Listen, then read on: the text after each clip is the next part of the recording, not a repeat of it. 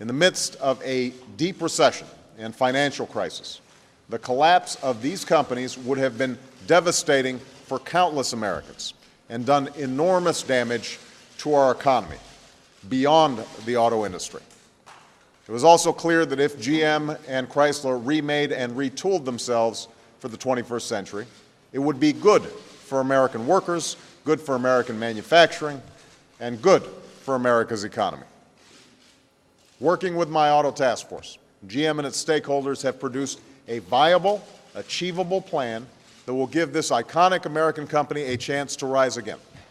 It's a plan tailored to the realities of today's auto market, a plan that positions GM to move toward profitability even if it takes longer than expected for our economy to fully recover.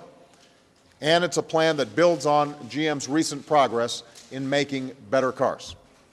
As this plan takes effect, GM will start building a larger share of its cars here at home, including fuel-efficient cars.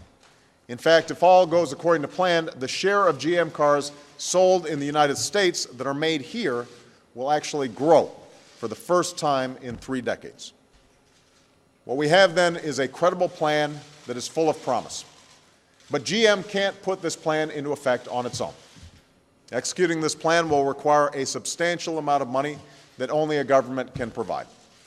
Considering GM's extensive operations within their borders, the governments of Canada and Ontario have agreed to do their part with an investment in GM's future, and I want to thank them for doing so.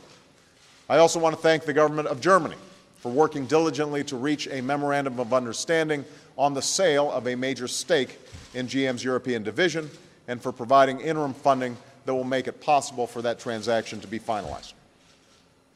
But of course, GM is an American company with tens of thousands of employees in this country, and responsibility for its future ultimately rests with us. That's why our government will be making a significant additional investment of about $30 billion in GM, an investment that will entitle American taxpayers to ownership of about 60% of the new GM.